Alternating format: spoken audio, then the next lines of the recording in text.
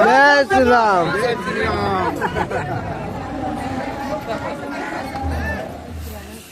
मित्रांनो हनुमान जन्मोत्सवाची तयारी चालू आहे आपली.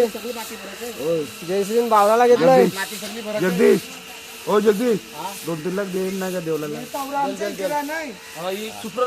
सुप्रण गमेल पाचशे द्यायला पाहिजे.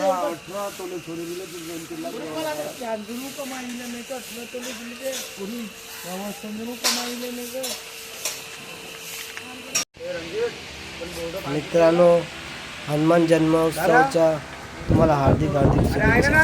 आणि आपण आता पालखी सजवायची तयारी करत आहोत.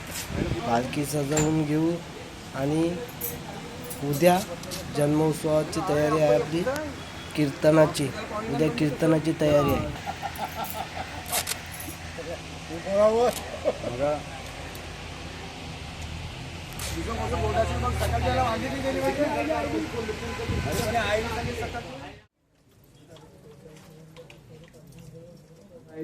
हरि ओम गणानंत्वा गणपतिवामि श्रुणानंत्वा श्रुतवामि निधिनंत्वा निधिपतिवामि वसु मम अहं ज्ञानो गुणमागस्ये पुरुषसमप्रभ निर्विघ्नं करो मे देव सर्वकाशते एकदन्ताय विद्महे उग्रंडाय धीमहि तन्नो दन्ति प्रचोदयात्. थोडा गणपती उपवादी गणपती बाप्पा मोरया मंगलमूर्ती मोरया गणपती गजानन महाराज की जय. 3 वेळा पाणी सोडा गणपती बाप्पावरती.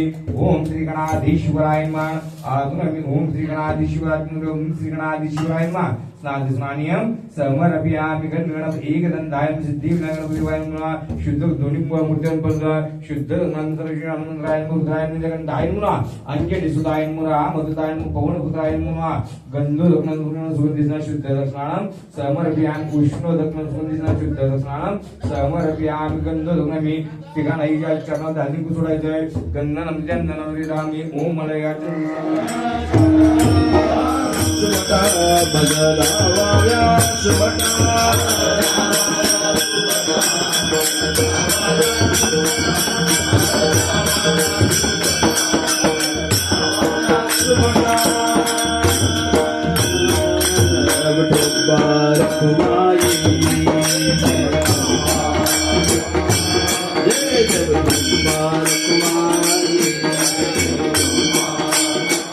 साई वधवा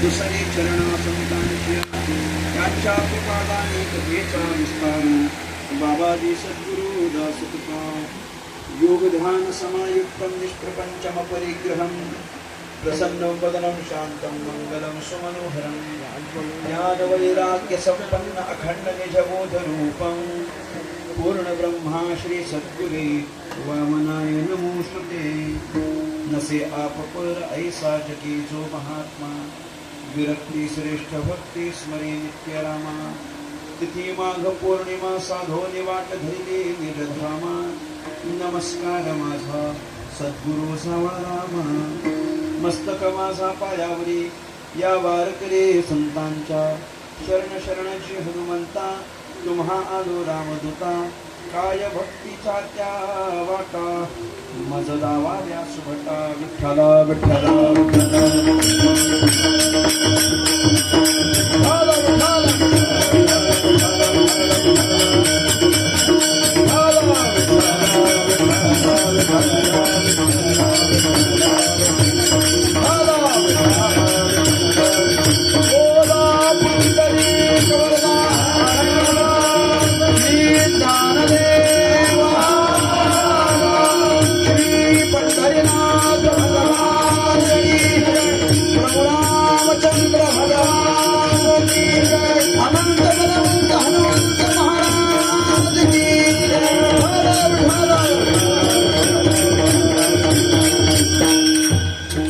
शरणाची हनुमंता तुम्हा आलो रामदूता काय भक्तीच्या त्या वाटा मज दावा व्यास भटा महाराष्ट्राचा आराध्य दैवत भगवान श्री पंढरीनाथ परमात्मा कैवल्य साम्राज्य चक्रवर्ती विश्वसंत महावैष्णव ज्ञानराज माऊली स्वानंद सुखनिवासी प्रातःस्मरणीय ब्रह्मणी सद्गुरू श्री वामन बाबा सद्गुरू श्री सावळराम बाबा महाराज खाली करून सर्व साधू संतांच्या चरणी विनम्रपणे नतमस्तक होतो. माझ्या समोर उपस्थित माझ्यापेक्षा ज्ञानाने वयाने अनुभवाने ज्येष्ठ श्रेष्ठ कीर्तनकार प्रवचनकार मातृभगिनी श्रोता गायक वादक आदी करून कलाकार वर्ग तुम्हा सर्वांच्या चरणी साष्टांग प्रणिपात करून परमात्म्याच्या संकीर्तनाला आरंभ करतो. विठ्ठला विठ्ठला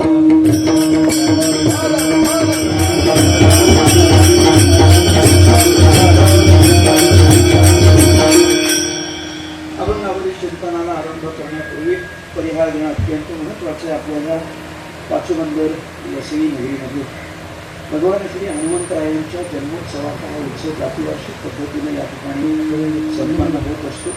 याही वर्षी हा जन्मोत्सव अत्यंत आनंदाने आपण साजरा करत आहोत. सकाळच्या सत्रातलं हनुमंतरायांच्या जन्माचं असलेले कीर्तन आहे. भगवान प्रभू रामचंद्र यांचं जर सगळं अवतार कार्य आपण पाहिलं तर रामचंद्र प्रभूंच्या अवतार कार्यामध्ये सगळ्यात महत्त्वाची भूमिका ज्या भक्तश्रेष्ठाची आहे ते म्हणजे हनुमंतराय आहेत. दास्यत्व भक्तीमध्ये अग्रगण्य असलेले भक्त म्हणजे हनुमंतराय आहेत. या हनुमंतरायांचा जन्मोत्सव आणि त्या निमित्तानं आपण सगळी मंडळी आज सकाळच्या प्रहरी या ठिकाणी जन्मोत्सवाकरता उपस्थित झालेलो आहोत. सकाळी सकाळी कीर्तनाला बसणं किती अवघड असतं हे फक्त हनुमान जयंतीच्या दिवशीच कळतं. हे फार अवघड असतं. सकाळी टाळी वाजवा म्हटलं तरी कोणी टाळी वाजवत नाही. का बरं? कदाचित सगळ्यांची झोप उघडलेली असते असं नाही. त्याच्यामुळे मोठी मोठी आपण सगळ्यांनी जरा व्यवस्थित टाळी वाजवा आणि टाळी वाजून भजन करा. विठ्ठला विठ्ठला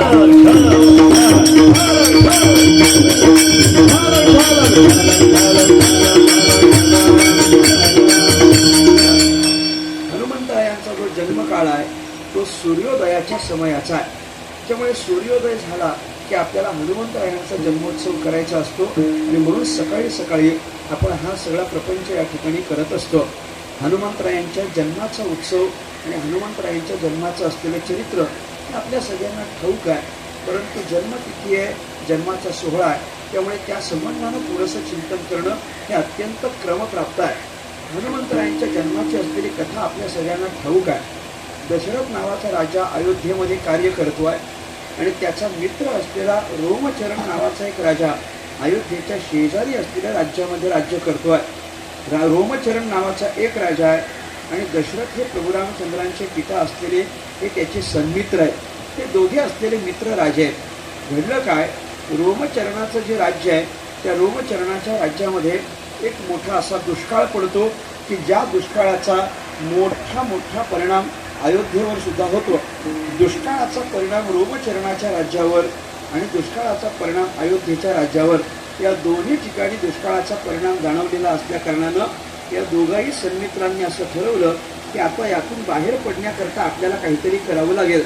रोमचरण विचार करतो माझ्या राज्यातला दुष्काळ गेला पाहिजे.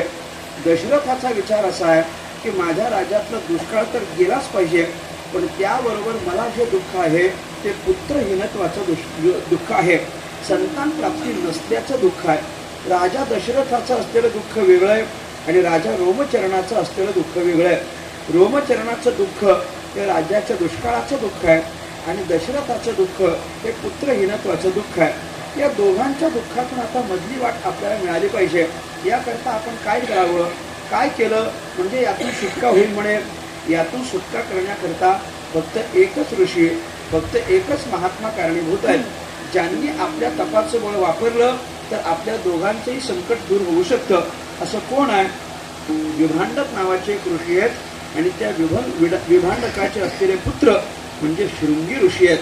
शृंगी ऋषीचं तप इतकं मोठं आहे की त्यांच्या तपाच्या बळानं हा दुष्काळ सुद्धा जाऊ शकतो आणि पर्जन्यवृष्टी होऊ शकते आणि त्यांच्याच तपाच्या बळानं पुत्रकामेष्टी यज्ञ करून अयोध्येच्या राजाला म्हणजे दशरथाला पुत्रप्राप्ती सुद्धा होऊ शकते असा मार्ग वसिष्ठ ऋषींनी सुचवला. फक्त आता याच्यामध्ये गडबड एकच आहे की विभांडकाचे असलेले पुत्र जे शृंगी ऋषी आहेत त्या शृंगी ऋषीला विभांडकानं आपल्या आश्रमाच्या बाहेर कधीच पाठवलं नव्हतं, कधीच पाठवलं नाही. त्याच्यामुळे शृंगी ऋषीचं जग काय, फक्त विभांडकाचा आश्रम एवढंच काय ते जग. त्यानं बाकीचं जग कधीच बघितलं नव्हतं. तो तेवढ्याच जगामध्ये होता. आश्रमातच फक्त तो राहायचा, आश्रमातच राहणं, आश्रमातच अभ्यास करणं, आश्रमातच साधना करणं, आश्रमातच तप करणं, जे काही त्याचं जग होतं ते फक्त आणि फक्त आपला आश्रम आणि आपली साधना. याच्या पलीकडं मात्र तो शृंगी ऋषी कधीच गेला नव्हता. त्याच्यामुळे शृंगी ऋषीला जग काय असतं याची अजिबात कल्पना नव्हती आणि जगाची ज्याला कल्पनाच नाही अशा एखाद्या ऋषीला जगात घेऊन येणं हे किती अवघड आहे म्हटले. आता हे कार्य कोणी करायचं? वसिष्ठानं दशरथाला सांगितलं तू काहीतरी युक्ती कर, तू काहीतरी युक्ती कर आणि त्याला आपल्या राज्यात घेऊन ये. कोणाला? शृंगी ऋषीला आपल्या राज्यात घेऊन ये. विभांडकाचा असलेला पुत्र जे शृंगी ऋषी आहे त्याला आपल्या राज्यात घेऊन ये, किंवा दोघांचं संकट दूर होणार आहे. आता राज्यात घेऊन यायचं ते कसं करायचं? दशरथ राजाचं सामर्थ्य फार मोठं होतं बरं का. यज्ञ पुरुषाच्या हातामध्ये एक प्रसाद आहे, एक प्रसाद आहे. आता यज्ञ पुरुषाच्या हातामध्ये जो प्रसाद आहे त्या प्रसादाकडे यज्ञ पुरुषानं पाहिलं, दशरथाकडे पाहिलं आणि दशरथाच्या हातामध्ये तो प्रसाद दिला. दशरथाला सांगितलं हा प्रसाद घ्या. या प्रसादाच्या माध्यमातून काय होणार आहे? या प्रसादाच्या माध्यमातून तुला पुत्रांची प्राप्ती होणार आहे. आता दशरथाला पुत्र प्राप्ती होईल म्हटल्यानंतर ते आनंदी झाले. हातामध्ये प्रसाद घेतला, पण त्या यज्ञ पुरुषानं एक गोष्ट मात्र अत्यंत निक्षून सांगितले. काय?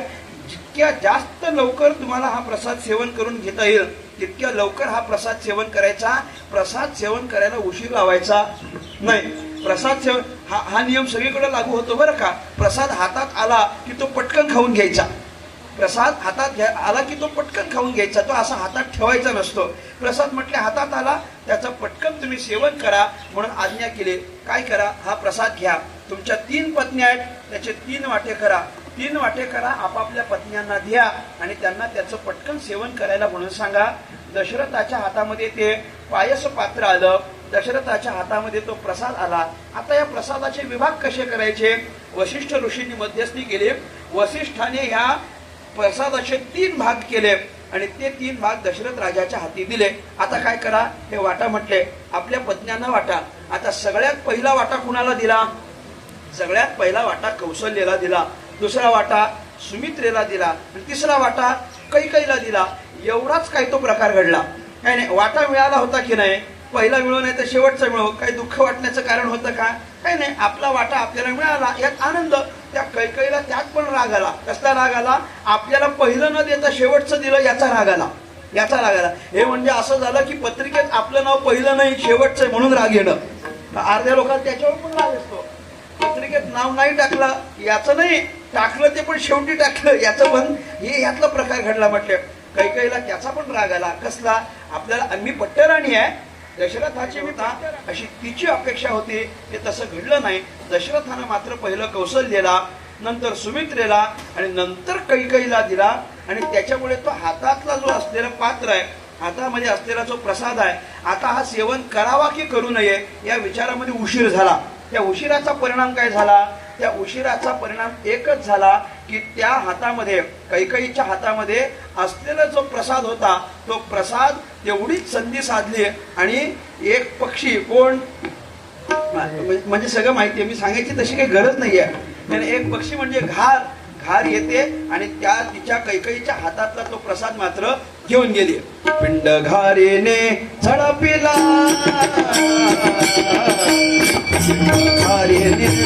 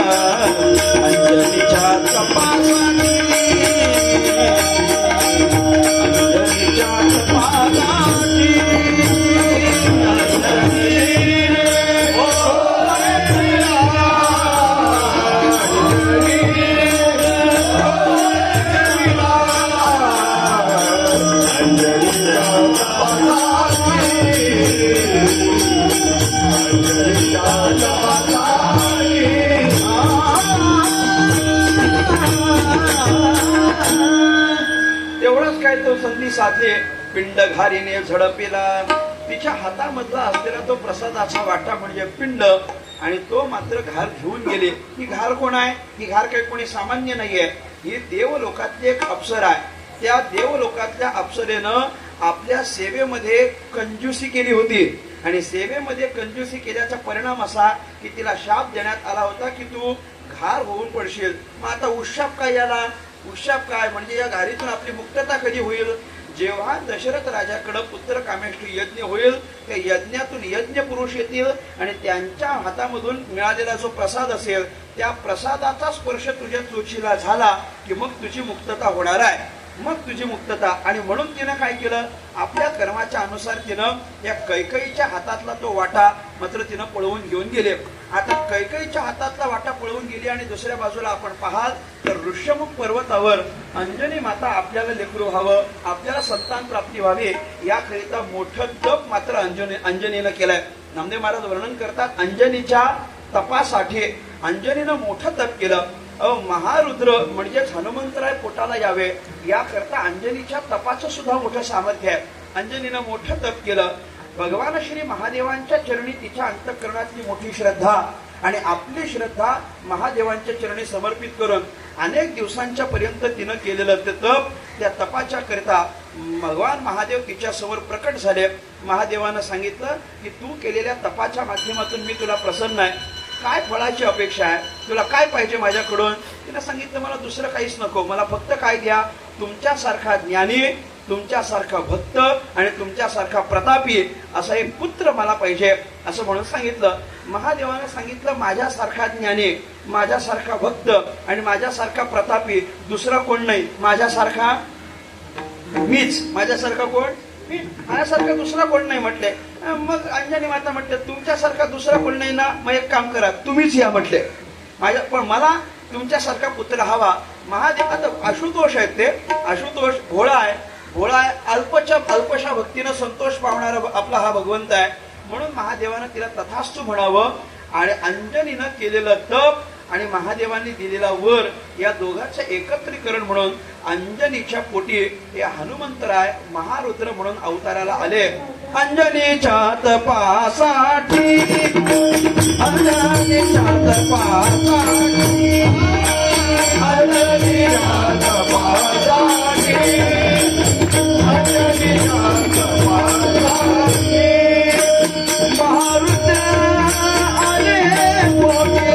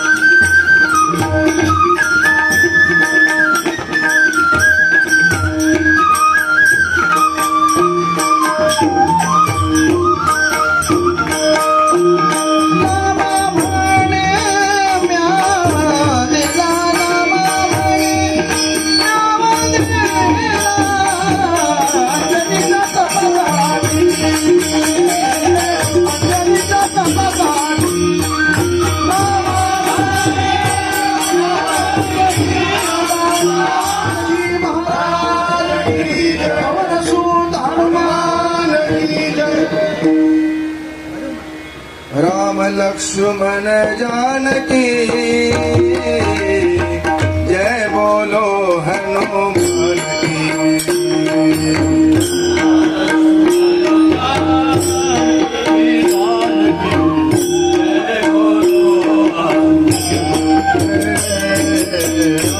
लक्ष्मण जानकी जय बोलो हनुमान की जानकी जय बोलो हनुमान जय बोलो हनुमान की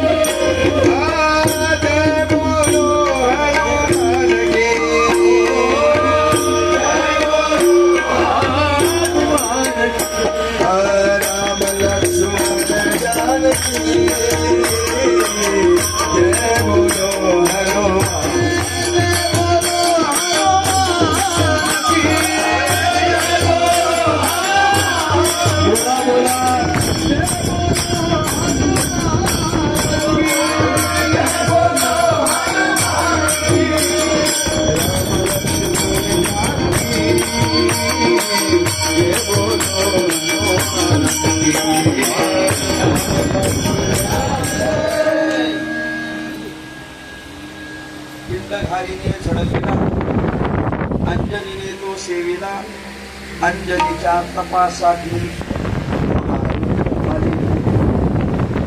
चैत्र शुद्ध पौर्णिमेसी सूर्योदय समयासी महारुद्र प्रगटाला नामा म्हणे म्या वंदिदा.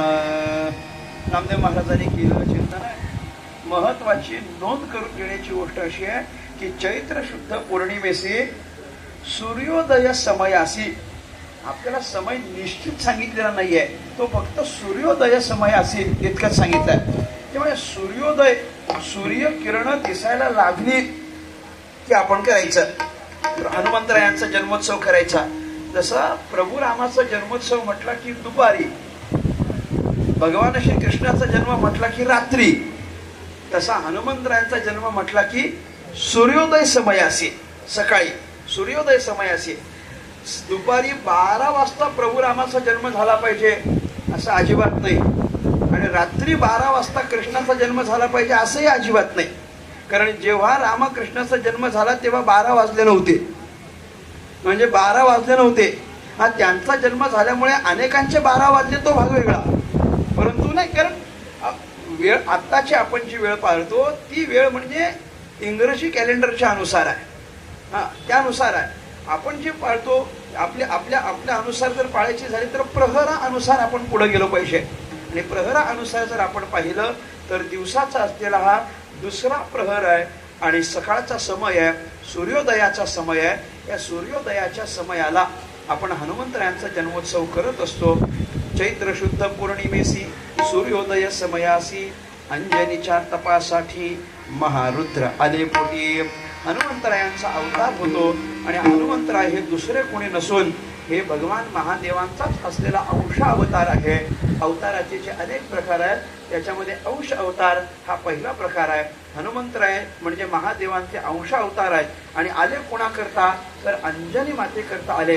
हे जसं नामदेव महाराजांनी सांगितलेलं आहे तसंच तुकाराम महाराजांनी पण या ठिकाणी तेच सांगितलेलं आपल्याला.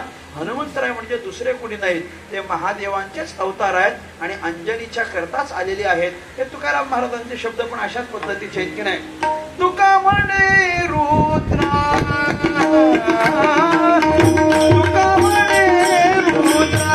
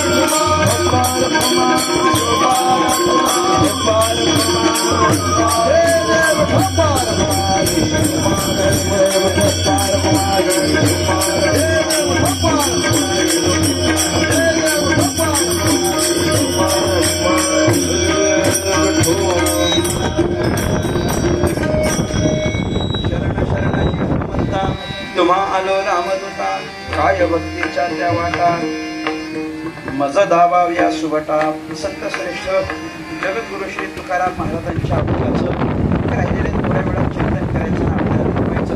तुकाराम महाराज आज शरण गेले. कुणाला शरण गेले? जे महारुद्र अंजनीच्या पोटी जन्माला आले अशा हनुमंतरायांच्या चरणी तुकाराम महाराज शरण जातात. शरण शरण जी हनुमंता असं तुकाराम महाराज म्हणतात. अभंग गाथेमध्ये जी असा पाठ आहे. शरण शरण म्हटल्यानंतर पुढे जी असं अभंग गाथेमध्ये तुकाराम महाराजांनी लिहिलंय. शरण शरण जी हनुमंता तुम्हा आलो रामदूता. तुकाराम महाराजांनी दोन शब्द महत्वाचे वापरले. एक जी आहे आणि दुसरा तुम्हा आहे. जी म्हणणं आणि तुम्हा म्हणणं या दोनही शब्दातून हनुमंतरायांच्या बद्दल तुकाराम महाराजांच्या अंतःकरणामध्ये असलेला आदरभाव आपल्याला व्यक्त करता येतो. तुकोबारायांच्या अंतःकरणात हनुमंतांच्या बद्दल काय आहे? आदर आहे. कुठं आदर दिसतो? जी शब्द आणि तुम्हा शब्द या दोन ठिकाणी तुकाराम महाराजांचा आदरभाव रामदूता तुकाराम महाराजांनी प्रस्थापित केलाय. तुकाराम महाराजांनी वर्णन करायचं आणि हनुमंतरायांचं वर्णन करायचं हे दोन्ही गोष्टी अत्यंत महत्वाच्या आहेत. तुकाराम महाराज म्हणजे संतांच्या मांदियाळीतलं एक मोठं नाव आहे आणि हनुमंतराय म्हणजे भक्तांच्या मांदियाळीतलं एक मोठं नाव आहे. म्हणजे भक्तांमध्ये वरिष्ठ असलेले हनुमंतराय आणि संतांमध्ये वरिष्ठ असलेले तुकाराम महाराज, एका वरिष्ठानं दुसऱ्या वरिष्ठाचं केलेलं वर्णन म्हणजे हा अभंग आहे. दोन आपापल्या क्षेत्रामध्ये अत्यंत उच्च स्थानी विराजमान असलेले हे भक्त एकामेकाचं वर्णन करतात. तुकाराम महाराज हनुमंतरायांचं वर्णन करतात. शरण शरणाची हनुमंता तुम्हा आलो रामदूता. पहिलं विशेषण त्यांना काय वापरतात तर रामदूता, त्यांची स्तुती केली आहे. तुकाराम महाराज या अभंगातून हनुमंतरायांची स्तुती करतात. आपण स्तुती का केली जाते? आपण एखाद्याची स्तुती करतो, उगाच करतो काय? उगाच नाही करत. स्तुती करतो म्हणजे त्याच्या मागे काहीतरी अपेक्षा असते. निरंतर कोणी कोणाची स्तुती करायला मोकळा नाहीये या जगामध्ये. आपण जेव्हा स्तुती करतो तेव्हा आपल्याला काहीतरी पाहिजे असतं. तुम्हाला थोडंसं हे वाक्य उलटून सांगू काय? आपल्याला आपण जेव्हा स्तुती करतो तेव्हा त्याच्याकडून आपल्याला काहीतरी पाहिजे असतं, म्हणून आपण काय करतो? स्तुती करतो. काही नाही, अर्थ इतकाच लावायचा.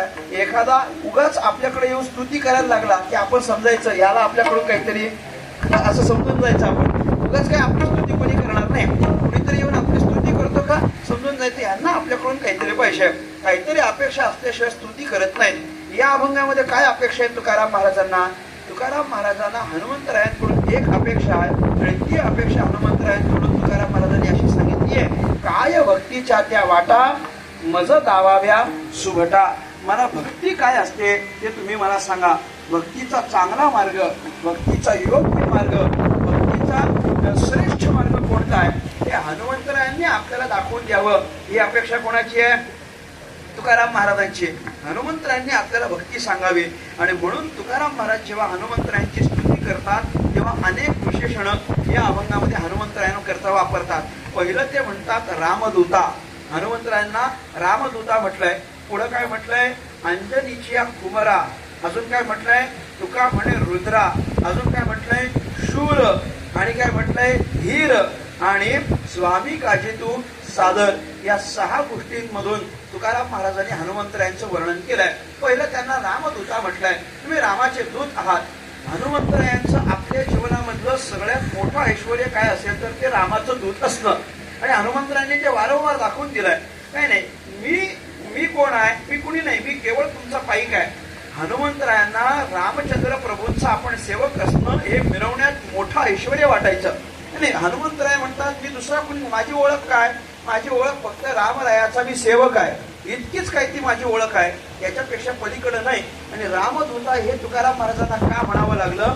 एवढ्या करता म्हणावं लागलं. तुकोबाराय म्हणतात रामचंद्र प्रभूंना हनुमंतरायांनी मिळवलं म्हणजे रामचंद्र प्रभूंचं प्रेम मिळवलं, रामचंद्र प्रभूंची कृपा मिळवली. ती कशाच्या माध्यमातून मिळवली? ती फक्त आणि फक्त हनुमंतराय या रामचंद्र प्रभूंचं दास्यत्व करतात, म्हणून त्या दास्य भक्तीच्या माध्यमातून रामचंद्रांची कृपा हनुमंतरायांनी प्रस्थापित केली. विठ्ठला विठ्ठला.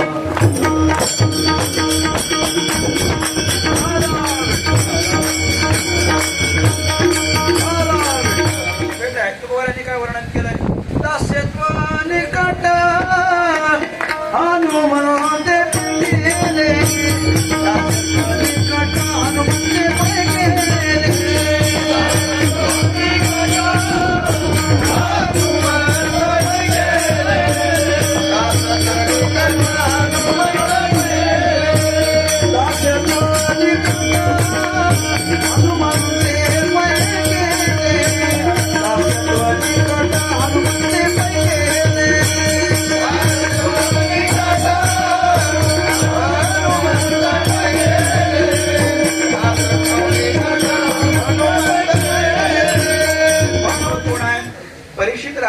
कीर्तन भक्ती म्हटली की समोर कोण आहे? प्रल्हादजी महाराज आहेत. श्रवणम कीर्तनम विष्णू स्मरणम म्हटलं की समोर कोण आहे? समोर कोण आहेत? ध्रुव बाळ आहेत, समोर नारदजी आहेत. हे सगळे स्मरण करणारे भक्ती. हे प्रत्येक सगळे भक्ती लावून घ्या. आता त्यामध्ये दास्यत्व भक्तीकरिता आपल्या डोळ्यासमोर येणारा कोण आहे? हनुमंतराय आहेत. मग ती दास्यत्व भक्ती त्यांच्या अंतःकरणामध्ये इतकी उत्कट आहे की त्या पोटी तुकाराम महाराजांना पहिलं विशेषण देत असताना हनुमंतरायांकरता असं म्हणावं लागलं, शरण शरणाची हनुमंता तुम्हा आलो रामदूता. हे रामदूता असलेल्या हनुमंतराया आम्ही तुम्हाला शरण आलो. शरण आलो म्हणजे काय झालं? शरण जाणं म्हणजे काय असतं? आपलं अस्तित्व संपवायचं आणि समोरच्याचं अस्तित्व स्वीकारायचं. आपल्याकडे कमी पण घ्यायचं, समोरच्याकडे मोठे पण घ्यायचं, याला म्हणतात शरण येणं. शरण येणं. आम्ही तुमच्या पुढ्यात काहीच नाही, जे काही अस्तित्व आहे ते सगळं तुमचंच आहे असं मानून समोरच्याला मोठे पण देणं आणि आपल्याकडे कमी पण घेणं, याला शरण येणं म्हणतात. तुकाराम महाराज, आपलं अस्तित्व काही नाही, मी कोणीच नाही, मी आता पूर्णपणे तुम्हाला शरण आलोय आणि तुम्हाला शरण आलोय म्हटल्यानंतर तुम्ही माझ्याकरता काय करा, तर तुम्ही माझ्याकरता एकच करा की भक्ती कशी करायची असते हे तुम्ही मला सांगा. का सांगा? भक्तीच्या माध्यमातून तुम्ही रामप्रभूंना मिळवलंय की नाही, आम्हाला पण प्रभूला मिळवायचं आणि आम्हालाही प्रभूला मिळवायचं असेल तर तुमच्यासारखी भक्ती आम्हाला करावी लागेल. एवढ्या करता आम्हाला तुम्ही भक्तीचा मार्ग प्रदर्शित करून द्या आणि भक्तीची योग्य काय वाट असते ती दाखवा, असं तुकाराम महाराज हनुमंतरायांना प्रार्थना करतात. अभंगाच्या दुसऱ्या चरणात. काय भक्तीच्या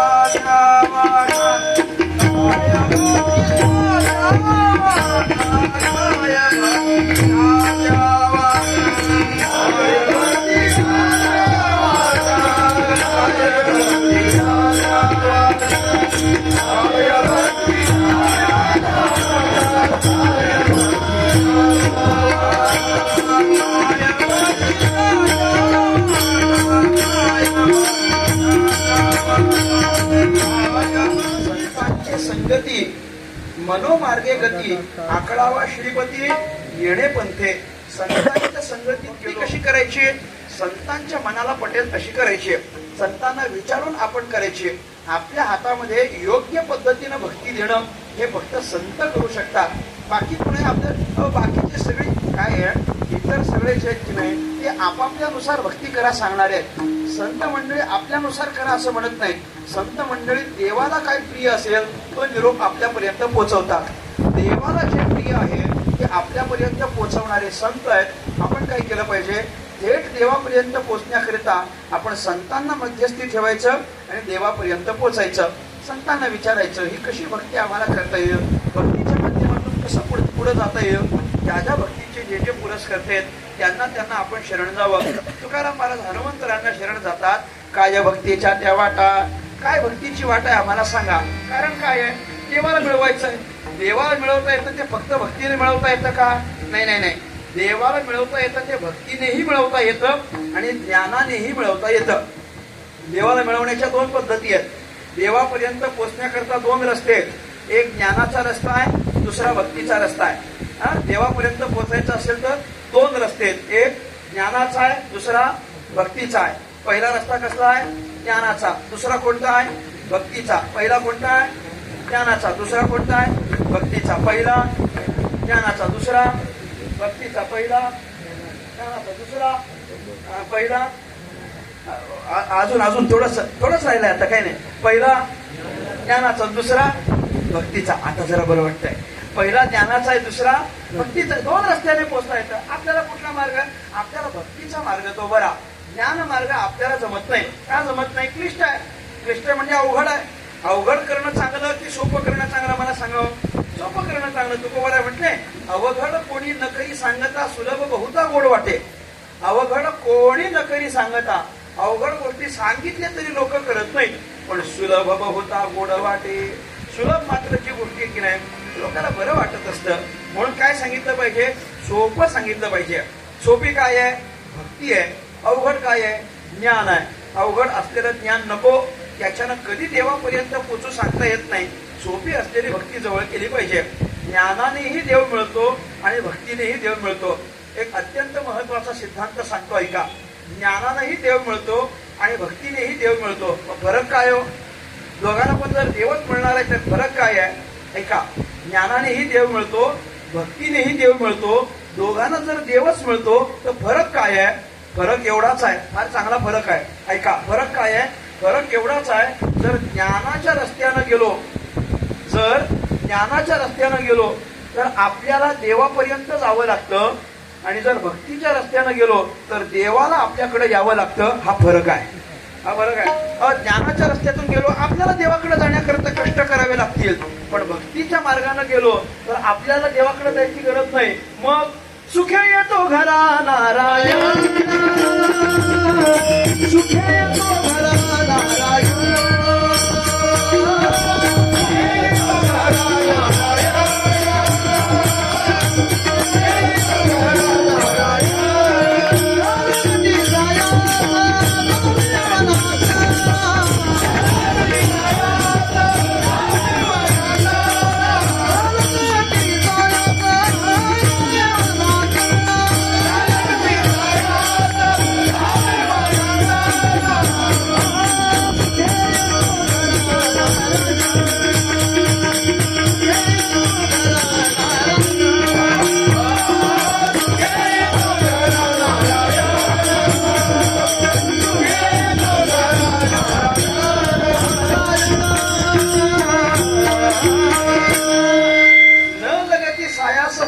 अन्नांतरा सुखे येतो घरा नारायण. तुकाराम महाराज स्पष्ट म्हणतो येतो, त्याला आपल्याकडे यावं लागतं, आपल्याला जाण्याची गरज नाही. आणखी सगळ्यांच्या ओळखीचं प्रमाण सांगतो. ज्ञानेश्वर महाराज हरिपाठामध्ये पहिल्याच अभंगामध्ये शेवटच्या चरणात काय बोलतात सांगावं. ज्ञानदेव म्हणे व्यासांची खुणा, उत्तरार्ध मला महत्वाचा आहे. द्वारकेचा राणा पांडवा घरी, तो इकडं आलाय असं सांगितलंय. द्वारकेचा राणा पांडवा घरी, पांडव तिकडे गेलेत असं बोलून दाखवलं का? नाही नाही, द्वारकेचा राणा पांडवा घरी, सुखी येतो घरा नारायण. हे कसले परिणाम आहेत सगळे? हे भक्तीचे परिणाम आहेत. म्हणजे ज्ञानानंही देवच मिळणार आहे आणि भक्तीनेही देवच मिळणार आहे. पण ज्ञानाच्या माध्यमातून गेलो आपल्याला मोठा प्रवास करावा लागतो की जो क्लिष्ट आहे. भक्तीच्या माध्यमातून गेलो देव स्वतः आपल्या भावाकडे पाहून आपल्याकडे येत असतो. म्हणून ही भक्ती वाट सोपी आहे. अन्यस्मात् सौलभ्यम भक्त, नारद महर्षींनी आपल्या भक्ती सूत्रामध्ये चिंतन केलंय. बाकी सगळ्यांपेक्षा भक्ती फार सोपी असते. बरं भक्ती सोपी आहे पण कोणाकडे गेलं पाहिजे? या भक्ती करता आपण संतांकडे गेलं पाहिजे. संतांना भक्तीची मेघ माहिती आहे, संतांना भक्तीचं मर्म माहिती आहे, संतांना भक्तीमध्ये काय केलं पाहिजे कधी केलं पाहिजे हे माहिती आहे. आणि ते भक्ती देण्याच्या बाबतीत उदार आहे. म्हणून त्यांना भक्तीची विचारणा केली पाहिजे. विठ्ठल विठ्ठल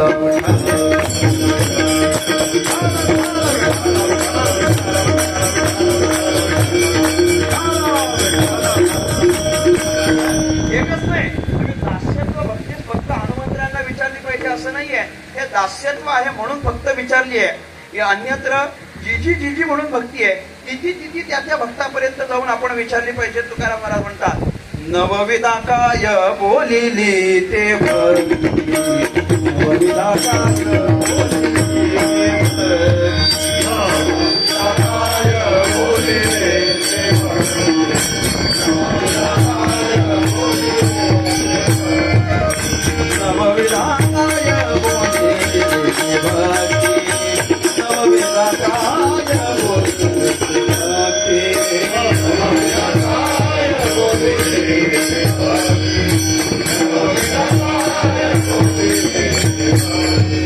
यावे माझे हाती संतजनी, यावे माझे हाती संतजनी, नवविधा काय बोले नवविधा काय बोले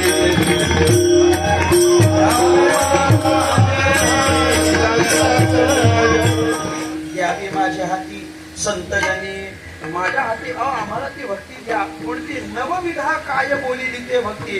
जी काही नवविधा भक्ती सांगितली ना ती सगळी तुम्ही आम्हाला द्या. कोणी द्यायची? यावी माझ्या हाती संतजनी, संतांनी ती भक्ती आमच्या हातात यावी ही तुकाराम महाराजांची अपेक्षा आहे. केवळ भक्तीच्या अपेक्षेपोटी तुकाराम महाराज हनुमंतरायांना शरण जातात आणि त्यांच्याकडून भक्तीचा मार्ग विचारतात. भक्ती काय ती सांगा म्हणून सांगतात. काय भक्तीच्या त्या वाटा मज दाबाव्या सुभटा. का बरं असं विचारलं असेल तुकाराम महाराजांनी?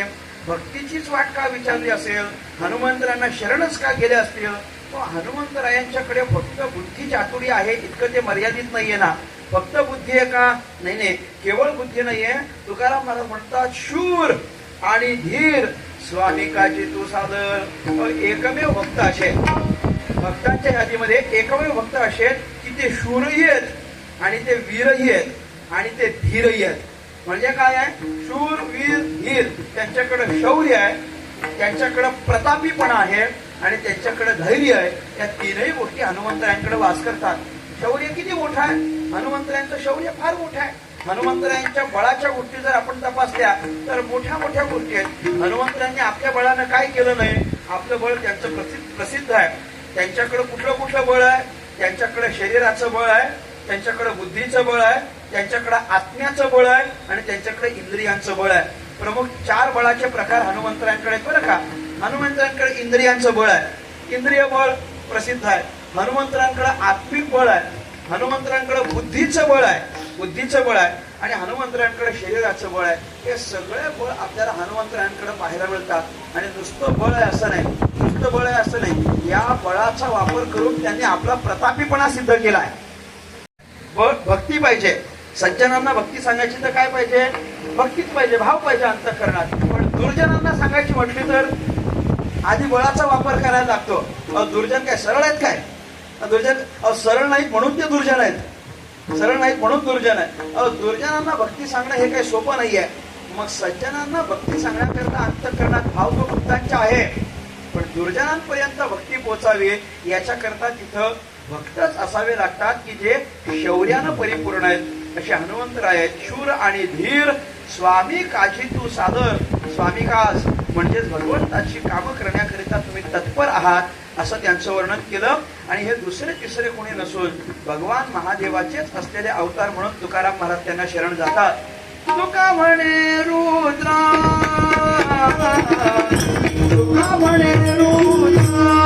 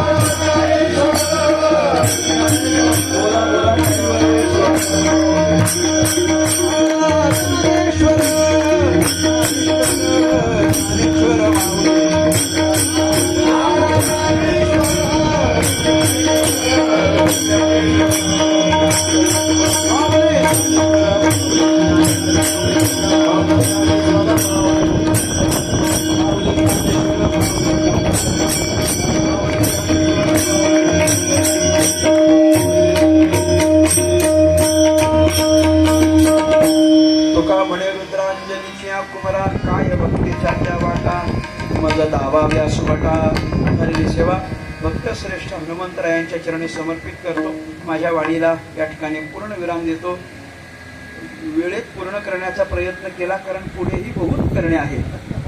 अजून पुढे आम्हाला मोठा प्रवास करायचा आहे.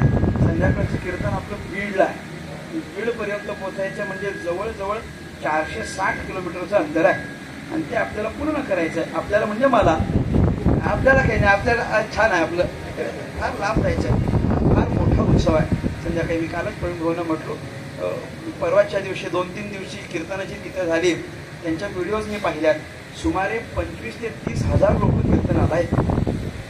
फार मोठा उत्सव आहे. परत नारळी सप्ताहांची मोठी परंपरा आहे. आणि भगवान गडकर बाबा म्हणजे भगवान गडचे बाबा, त्यामुळे त्यांचं असलेलं अत्यंत मोठं प्रस्थ आहे. त्या ठिकाणी सेवेकरता पोचायचं आहे. म्हणून वेळेत आलो असं म्हणणार नाही, मी वेळेच्या आधीच आलो यावर्षी. मला मागच्या वर्षीचं ध्यानात होतं की नाही, पण मागच्या वर्षी उशिरा झाल्याचा एक चांगला परिणाम होता. काय माहिती आहे? नाही, मागच्या वर्षी उशिरा आल्याचा एक परिणाम होता की आलो तर मंडप भरलेलंच होतं. यावर्षी वेळेत आलो तर आधी फक्त आम्हीच होतो. मग हळूहळू भरत गेलं.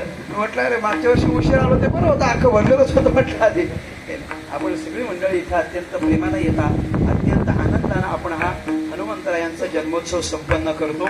सगळ्यांचं एकत्रीकरण आहे, सगळ्यांचा सेवाभाव आहे. आणि म्हणून इतक्या सकाळी आपण सगळेजण इथे येतात आणि हा उत्सव संपन्न करता. मी अनेक वेळा प्रवीण भाऊंना म्हटलोय की सकाळचं कीर्तन म्हणजे मी लवकर घेत नाही कधीच. मला जन्मोत्सवाचं कीर्तन मी 2-4 कीर्तन, मी 4 ते 6 पण जन्म केलेला आहे. 4 ते 6, 3:45ला पंचपदी चालू, 4:45ला. जेव्हा लोक अलीकडं 4:45 म्हणजे लोकांची झोपण्याची वेळ आहे, कारण रात्रभर ऑनलाईन असतो की ना आम्ही, तेव्हा ते 4:45ला तर लोक झोपतात आता. परंतु हनुमान जन्माचाच हा कालावधी आहे. आपण अत्यंत आनंदाने येत. आम्ही तुम्हा सगळ्यांचे अनेक आभार व्यक्त करतो. मला असं वाटलं होतं की मागच्या वर्षी मी ह्या मंदिराच्या समोर कीर्तन केलं आणि ह्या वर्षी मी नवीन मंदिराच्या समोर कीर्तन करीन अशी मला अपेक्षा होती. परंतु चांगल्या पद्धतीचं काम झालंय आणि मला पूर्ण खात्री आहे की पुढच्या काही महिन्यात हे पूर्ण होणार आहे. आणि याच्याकरता आपल्याला सगळ्यांना सहकार्य करायचं आहे. एक उत्तम हे मंदिर, चांगल्या पद्धतीचं मंदिर उभं राहत आहे.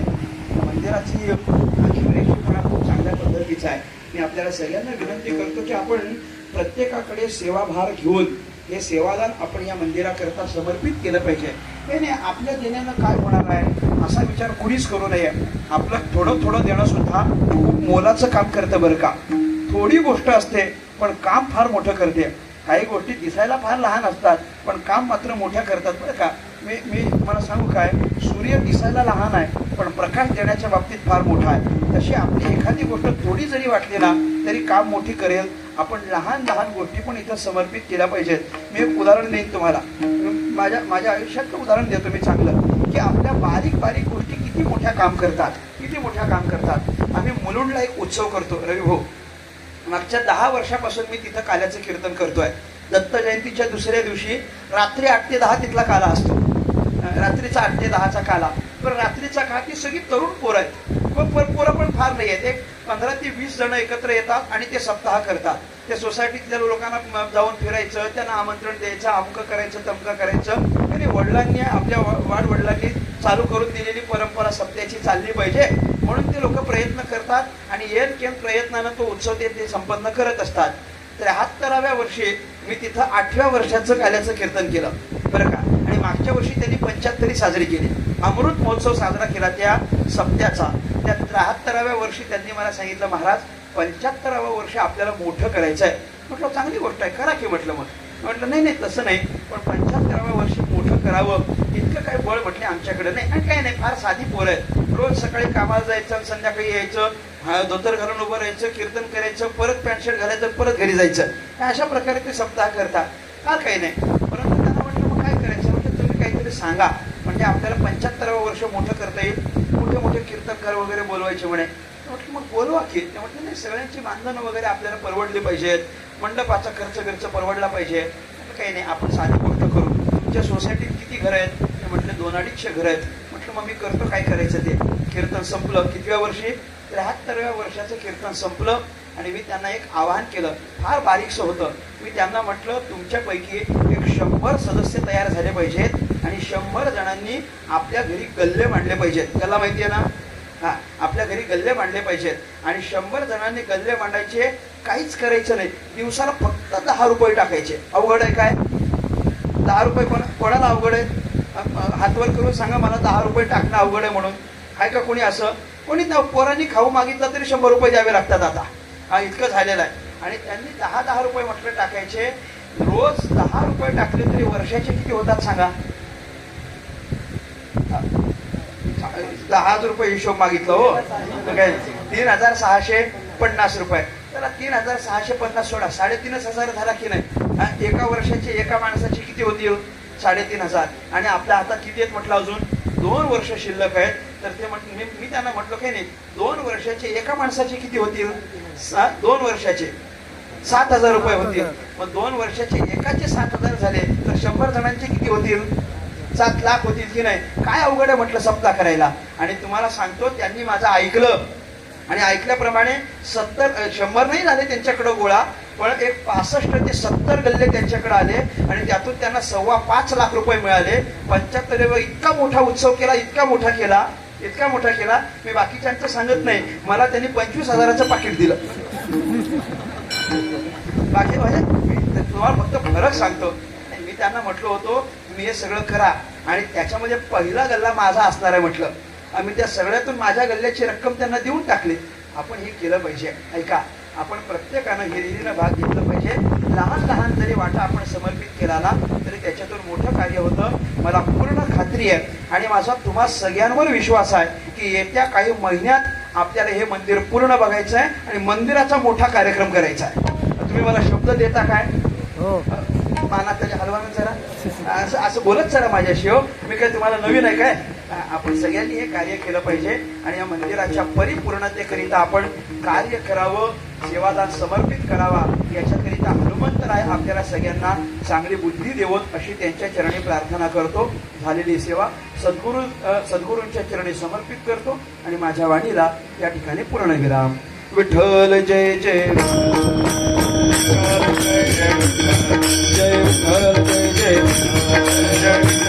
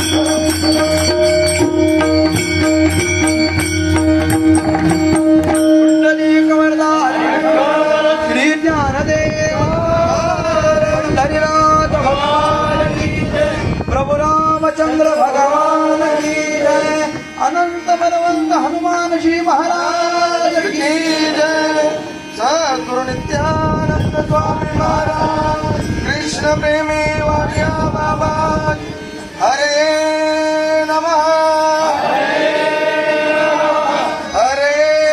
नमः, हरे नमः, राधे श्याम, राधे श्याम, राधे श्याम।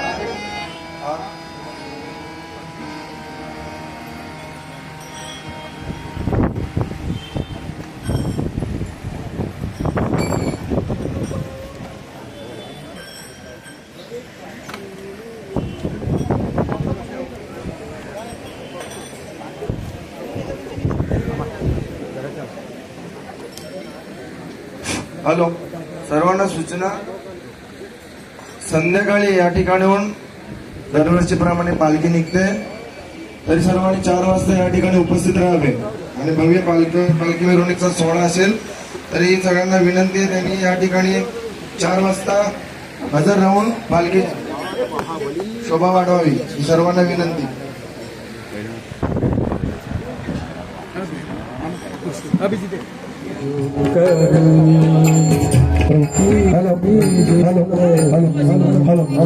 खूप गर्दी झाले, सर्व भाविकांना विनंती आहे कृपया सर्वांनी रांगेमध्ये या. महाराजांच्या दर्शनाला पण तिकडे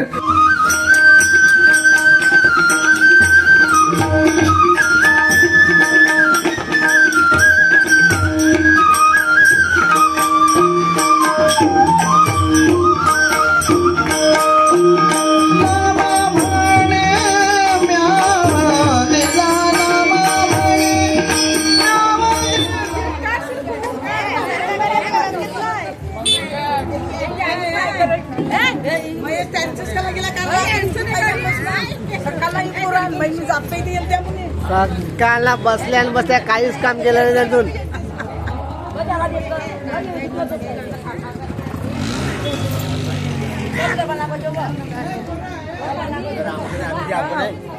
तू असं मारलंच नाही.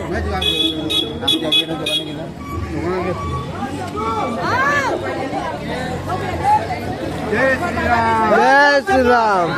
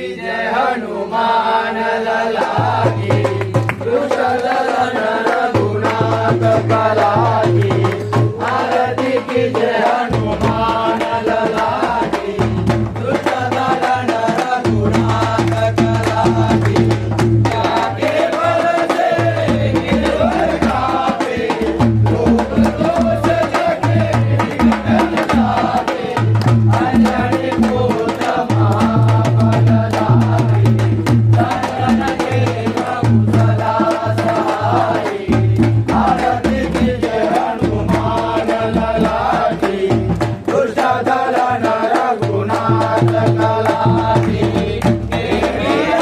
रघुनाथ बढ़ाए लंका जाए सिया सुदिलाए लंका सकोट समुद्र सिहारी जन पवन सुत भारत लाई आरती की जय हनुमान ललाटी दुष्टदलन रघुनाथ कलाटी लंका जाए असुर संहारे सिया राज सवारे लक्ष्मण मूर्छ बड़े सकारे लाए संजीवन प्राण उबारे आरती की जय हनुमान ललाटी दुष्टदलन रघुनाथ कलाटी कलिकाल तो जमकारे हरि रावण के पुतला उगारे बाल पूजा सुरत मारे तारिक संतन गणतारे आरती की जय हनुमान ललाटी दुष्टदलन रघुनाथ कलाटी सुर नर मुनि जन आरती उतारे जय जय जय हनुमान उचारे कंचन दार कपूर ओसारी आरती कर हमारी आरती के जय हनुमान ललाटी दुष्टदलन रघुनाथ कलाटी जो हनुमान जी आरती गावे परि वैकुंठ राम पद पावे लंका विनाश रघुराई तुलसीदास स्वामी कीर्ति गाई आरती की जय हनुमान ललाटी दुष्टदलन रघुनाथ कलाटी आरती की जय हनुमान ललाटी दुष्टदलन रघुनाथ कलाटी आरती की जय हनुमान ललाटी दुष्टदलन रघुनाथ कलाटी अनेक डांगण वैल चरण दुलन पाइन रूप जय तमे अरंजन आनंद पूजन भव्य मागन मणिन तमेव माता पिता तमेव बंधु सखा तमेव विद्याधन तमेव सर्वं मम देवते तमेव वाचा मदन्त देवा उदासना वा प्रणुत सभा करोमि यस्तं समर्पयामि नारायणाति समर्पयामि आस्तं केशवं राम नारायणं कृष्णदामोदरं वासुदेवं श्रीधरं माधवं गोपिकां हरे राम राम राम हरे हरे कृष्ण राधा कृष्ण हरे हरे राम राम राम हरे हरे कृष्ण राधा कृष्ण हरे हरे सियावर रामचंद्र की जय पवन सुत हनुमान की जय महापते महादेव की जय सदा सर्वदा योग तुझा लढावा जे कारणी देव माझा बसावा हे शुभो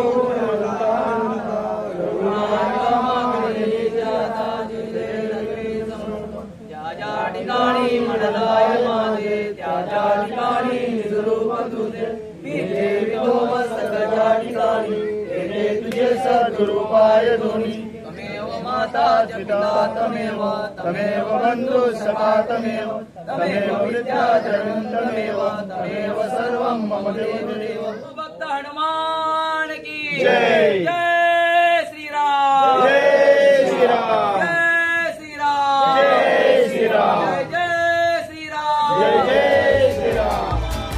असेच नवीन नवीन व्हिडिओ पाहण्यासाठी आपल्या चॅनलला सबस्क्राईब करा आणि बेल आयकॉन दाबायला विसरू नका. थँक्यू.